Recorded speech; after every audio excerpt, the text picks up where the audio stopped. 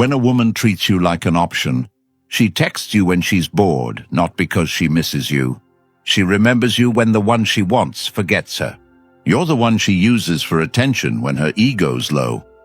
You're the backup plan she knows will always say yes. She keeps you close enough to use, but far enough to never choose.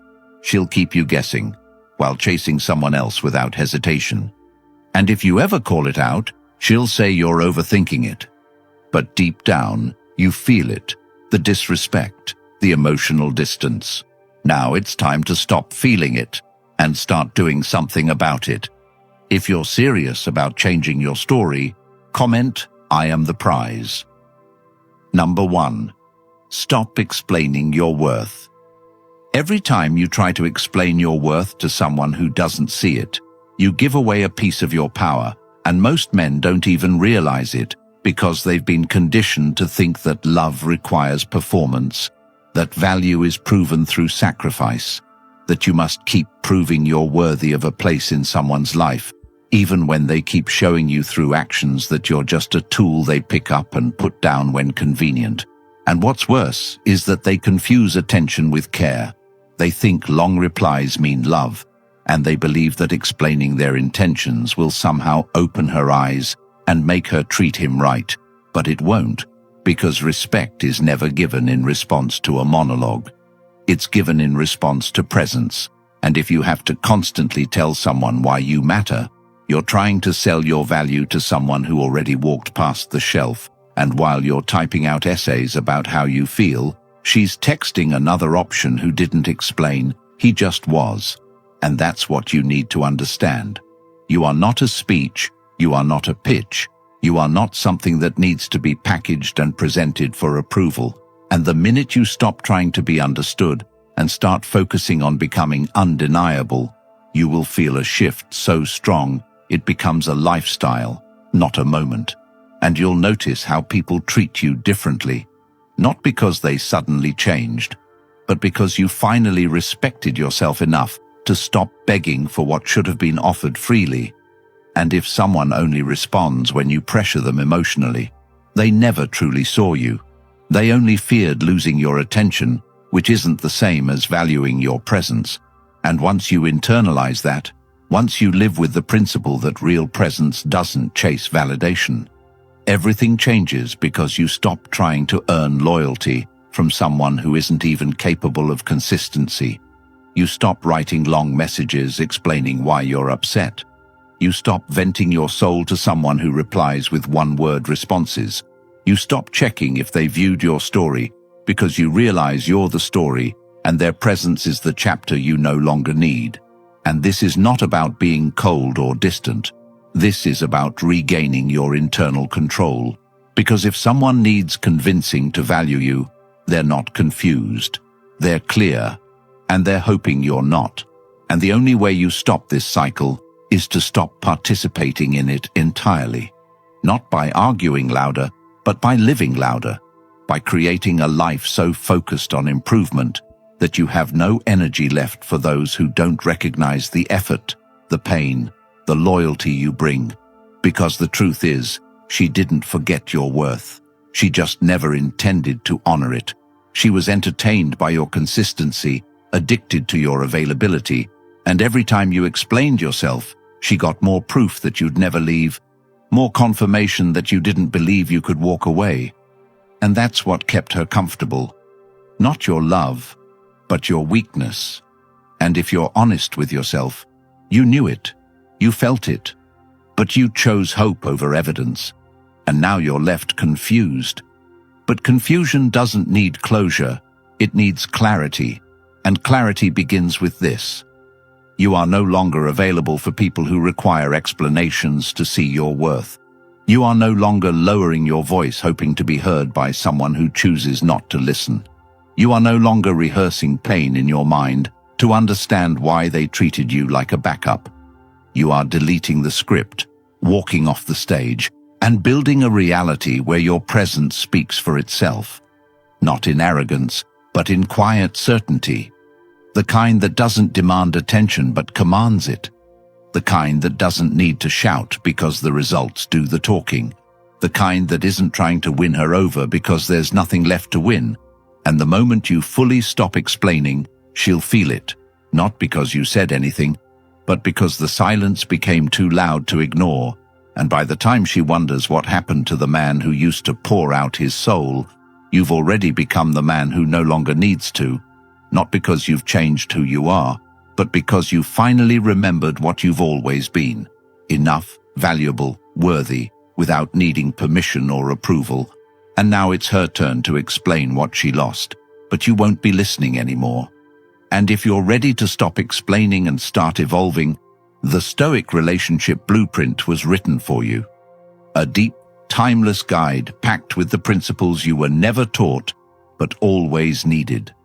It's more than a book. It's a mindset reset, a path to clarity, power, and emotional control. And now it's available as an audiobook too, so you can start transforming your life while walking, running, even driving. No distractions, no more delays.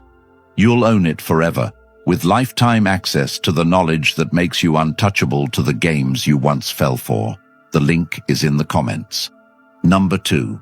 Set boundaries and stick to them. Most people say they have boundaries, but what they really have are suggestions, temporary limits. They abandon the moment someone attractive disrespects them. And that's the reason so many are treated like options, because their boundaries don't exist when it counts the most. And what's worse is that the moment someone shows interest, they lower the bar just to feel wanted. And they confuse being wanted with being valued. But the truth is, the more you bend your boundaries to accommodate someone else's chaos, the more you lose your identity, and you begin to tolerate behaviors you swore you'd never accept, like being talked down to, ghosted, disrespected in public, made to wait hours for a response, treated like a spare part instead of a priority. And you keep saying to yourself, just this once, thinking they'll see your patience as strength, but all they see is that you don't take yourself seriously. And the moment they sense you won't enforce your limits, they start testing you like a game. They know they can keep playing without consequence. And that's not because they're evil. It's because you gave them permission to try. And every time they disrespect you and you stay, you reinforce the idea that their behavior is acceptable. And this is where most people get it wrong. They think setting boundaries means being angry, shouting, demanding change. But boundaries are not about raising your voice. They're about raising your standards and sticking to them without warning. Because a boundary you have to beg someone to respect is a fantasy, not a standard. And here's the truth. If they cross the line once, and you allow it, they'll cross it again. But this time they won't apologize, because you already taught them that apologies are optional, and presence is guaranteed. And the deeper truth is that you're afraid of enforcing your boundaries not because you're weak, but because you fear the outcome of losing them. You think that if you stand firm, they'll walk away. And yes, they might, but what's worse than someone leaving after you draw the line is someone staying and dragging you further into disrespect every day while you tell yourself it's getting better. And if you're being honest, you've seen the signs. You've felt the dismissiveness, the eye rolls, the coldness in their tone, the way they flirt with others in front of you, the way they act single when you're not around, the way they treat your affection like a nuisance instead of a gift. And still you hold on, not because it's love, but because you're scared to start over, and because a part of you believes this is the best it gets. And that's the part that must die for the real you to live. The version of you that no longer tolerates emotional crumbs and believes that love doesn't require the constant sacrifice of self-respect. And to become that version, you have to stick to your boundaries like they are laws, not preferences. And that means when someone disrespects your time, you remove your time. When someone mocks your needs, you remove your presence. When someone gives you half effort, you don't ask for more. You give less access, not because you're playing games, but because the value of your energy is not up for debate. And that's the truth no one wants to hear. That you teach people how to treat you by what you tolerate, not by what you say. And if your actions don't match your words, Your words mean nothing, and if you say, "I won't tolerate disrespect," but still answer calls from people who disrespected you last week, then your standard is fake, and people will treat you accordingly, because the ones who truly value you won't even come close to testing your boundaries. They'll recognize them and rise to meet them, but the ones who don't, they'll push, they'll manipulate, they'll guilt trip, they'll pretend to change until they're comfortable again, and then they'll go back to who they always were, and that's where your boundary must become a door, one they walk through once and don't get a second chance if they slam it behind them. And yes, it will be hard at first. You'll doubt yourself. You'll want to explain why you're pulling back, but you don't owe anyone an explanation for protecting your peace. You don't need to justify your standards to someone who keeps proving they don't meet them. And the moment you stop negotiating with people who test your limits, you'll feel something strange. Peace. Not because life is perfect, but because the wrong people no longer have access to interrupt it, and that peace. It becomes addictive. It becomes your new baseline, and you'll start to see every message, every invitation, every request, not as a compliment, but as an access request. And unless their behavior aligns with your boundaries, the answer is no. Without guilt, without second guessing, without thinking, maybe you're being too harsh because you're not. You're just finally being honest about what you deserve. And if that honesty costs you people, they were never assets in the first place. And every time you enforce a boundary and lose someone, you don't lose, you gain clarity. And in that clarity, you'll build a life where you no longer fear being alone, because you know being surrounded by people who make you feel invisible is far worse than solitude. And that's the switch, the shift, the reset. When you finally understand that boundaries are not about keeping others out, they're about keeping yourself intact. And the moment you honor them without hesitation, you stop being an option and start becoming a standard. Number 3. Focus on your goals. Every second you spend thinking about someone who's treating you like a backup is a second you steal from the life you could have built. And what most people don't realize is that distraction is the most dangerous poison, not because it kills you instantly, but because it slowly erodes the drive inside you. It turns your mind into a screen where her name keeps playing on loop, and you start checking your phone instead of checking your progress. And what makes it worse is you don't even notice it happening. You think it's just a phase, a rough week, a temporary heartbreak. But it's not temporary if it becomes your default. And when your focus shifts from your mission to her attention, you've already lost. Not because she took your power, but because you gave it away voluntarily. And this is where the truth hits hardest. She doesn't care if you're distracted. She doesn't care if your dreams fall apart while you wait for her to reply. Because to her, your silence means nothing if she's still entertained elsewhere. And the only way you rise from this trap is by cutting off everything that keeps you in the loop of waiting, wondering, hoping, and instead build a system around your time, energy, and mind that leaves no space for emotional parasites. And yes, that means being ruthless with your priorities, because if your goals don't become your obsession, your pain will, and you know this already. You've felt it, the way your productivity crashes when she ignores you, the way your sleep breaks when you imagine her with someone else, the way you say you're fine but can't even focus for 10 minutes without drifting back into old conversations in your mind. And if that's where you are, the solution isn't more motivation, it's structure, discipline, design, and focus. And it starts with this. Set a deadline. Pick one target that would change your life if you hit it, whether it's money, health, skills, or freedom, and go all in, not halfway, not when you feel like it, not when she's acting right, but now, even in the pain, even in the heartbreak. Because the truth is, your goals don't care if you're hurting, they only respond to action, and the longer you let distraction hold you back, the harder it becomes to remember who you used to be before she became your center, and that version of you. He didn't wake up checking messages. He didn't delay work because of emotion. He was focused, locked in, silent, building. And it's time you return to him, not by forcing it, but by designing your life so powerfully that you don't have time to sink into overthinking. And that means waking up early, training hard, eliminating digital noise, feeding your mind with direction, and being so locked into your journey that even when she tries to crawl back into your mind, you don't even notice because your reality has outgrown your past. And this isn't about being heartless. It's about being aligned with your future. And once you experience that alignment, once your days are filled with progress and momentum, you'll start seeing everything differently. The games, the tests, the manipulation.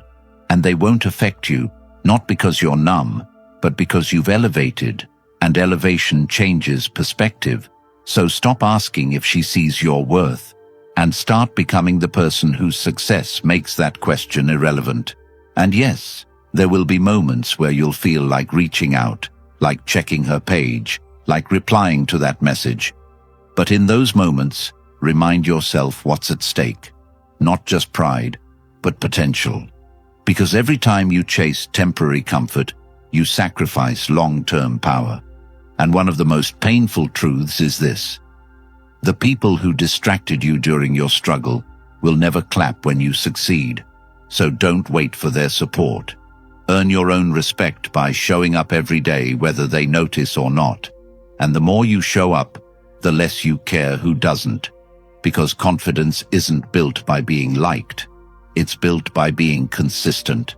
And if your identity is still tied to whether or not she texts back, you're giving someone else the pen to write your story.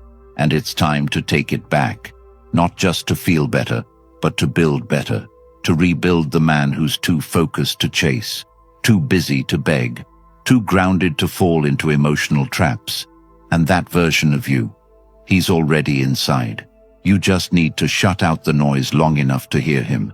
And that silence begins when you stop needing approval and start needing achievement. When you stop needing her and start needing purpose. When you stop explaining how hurt you are and start proving how powerful you can be after pain. And from this moment forward, you choose goals over games, peace over patterns, clarity over confusion, and you don't ask permission to rise. You just rise one step at a time until the life you're building is so powerful it speaks louder than any explanation ever could. Number 4. Choose growth over closure. Closure is the trap that keeps you checking your phone long after the disrespect ended. It's the lie you repeat to yourself when you're scared to face the truth.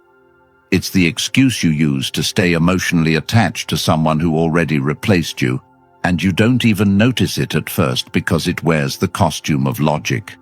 You tell yourself you just need to understand, just need to hear her say sorry, just need that one final conversation to make peace. But what you're really doing is giving your power away to someone who already showed you who they are. And here's the hard truth. People don't forget how to treat you.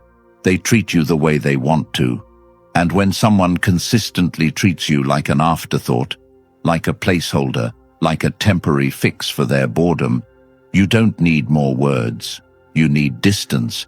And growth begins the moment you realize that the apology will never heal what their behavior destroyed, that the reasons they give won't undo the nights you waited, the texts they ignored, the effort you wasted trying to fix something they broke without remorse. And it hurts, I know, because part of you believed that if they could just explain, it would all make sense. But betrayal doesn't need explanation. It needs elevation. And elevation starts when you stop chasing clarity from people who made your life confusing on purpose. Because someone who lies to your face, hides their phone, gives you mixed signals, then blames you for overreacting is not confused. They're calculated. And when you keep opening that door waiting for a better answer, you keep stepping into the same pain that already proved it doesn't change. And this is where most people stay stuck, trapped in analysis, dissecting every word, every text, every silence, hoping that if they just figure it out, they'll finally get peace. But peace doesn't come from decoding her decisions. It comes from making your own. And the only decision that leads to freedom is choosing growth over closure. Because growth is forward and closure is a loop. And every time you wait for closure, what you're really doing is hoping she'll validate the pain she caused. But people who cause pain without care do not offer healing. They offer more delay, and you don't need that. What you need is to break the pattern by becoming unavailable to the person who made you question your value in the first place. And that starts by stopping the chase, not just physically, but mentally, emotionally, spiritually. Stop replaying the memories. Stop fantasizing about her realizing your worth. Stop imagining scenarios where she changes and begs to come back. Because that's not healing. That's hope dressed in fantasy, and it's killing your progress. And you know it, because while you're stuck in the loop of closure, she's out there living, posting, laughing, moving on like you never mattered. And that's the wake-up call. Not to become bitter, but to become better, sharper, focused, untouchable. Not because you're pretending it didn't hurt, but because you've decided the pain is now your fuel, not your anchor. And when you fully commit to growth, you begin to see everything differently. You stop blaming yourself. You stop chasing conversations. You stop needing anything from someone who had everything and still chose to act like you were disposable. And you start rebuilding yourself piece by piece, habit by habit, day by day, without shortcuts, without waiting for her to notice. Because real growth is silent. It's done when no one claps. And it's the kind that turns you into someone who no longer fits in the version of life where she was the center. And if you really want to move forward, start by writing down the lessons. What did this teach you about your standards, your emotional discipline, your time management, your self-respect? Because there's power in reflection, but there's weakness in obsession. And if you're still stalking her socials, still reading old messages, still fantasizing about the day she texts, "I miss you," then you haven't chosen growth. You've chosen stagnation, and you need to stop, not for her, but for you, because the man you're meant to become is waiting behind the pain you keep recycling, and you don't get to meet him until you let go of the version of you that needed her love to feel complete. And no matter how good the memories were, they do not justify staying stuck in a situation that broke your spirit, because memories are real, but they are not more important than reality. And if reality shows you that she didn't value consistency, loyalty, effort, or honesty, then it's time to walk forward without looking back. Not because it's easy, but because it's necessary. And the next time you feel tempted to ask for closure, remind yourself, the door is closed, not because you weren't enough, but because they couldn't handle the level of love you brought, and they disrespected it. So now your only job is to never let that level of disrespect get access again. And when you live like that, grounded, focused, clear, you don't just heal, you evolve, and the version of you that comes out on the other side. He doesn't need closure because his life speaks louder than any text ever could. Number 5. Walk away without drama. There is nothing more powerful than walking away without explaining yourself, without seeking approval, without making a scene, just leaving silently with all your dignity intact and your focus redirected toward the life you should have been building from the beginning. Because most people mistake walking away for weakness, when in truth, it's the clearest statement of self-worth you could ever make. And the reason it's so hard is because ego wants to win the argument. Your pride wants the last word. Your hurt wants to be acknowledged. But none of that heals you. None of that makes them respect you. It only gives them more power over you, because now you've shown that they still have the ability to trigger you, to shake you, to keep you emotionally bound to a version of yourself that should have been buried the moment they chose to disrespect your presence. And what hurts the most is that they don't feel bad, not in the way you think they should, because people who truly care about you don't put themselves in positions where they might lose you. And if she was ever serious about you, she would have shown it with actions, not with recycled words and temporary affection that only showed up when it benefited her. And you know this deep down. You've seen the patterns, the inconsistency, the disappearing acts when she's bored of you, and the sudden sweet messages when things fall apart with someone else. And yet you stay, hoping it's just a phase, hoping she'll change. And that hope, it's killing your growth. It's distracting you from becoming the person who doesn't wait for closure, who doesn't explain his worth, who doesn't tolerate disrespect even in small doses. And the truth is, when you walk away quietly, without bitterness, without begging, without waiting for her to come to her senses, you break a cycle, not just with her, but with every version of you that was addicted to being chosen. And that kind of walk isn't easy. It requires emotional control, discipline, strength. Most people never develop because they're too busy performing their pain instead of processing it. But you don't need to perform. You need to evolve, and evolution begins when you decide that her confusion, her disrespect, her lack of effort, her breadcrumbing, her fake apologies, her cold detachment, none of that deserves your energy anymore. Not because you hate her, but because you finally love yourself enough to stop offering loyalty to someone who treated it like an option. And that's what walking away truly means. Not ghosting, not punishing, but protecting. Removing your time from places where it gets wasted, and your peace from people who don't value it. And don't be surprised when she tries to come back. Not because she realized your worth, but because she noticed you pulled away completely. And people only feel loss when access disappears, not when love does.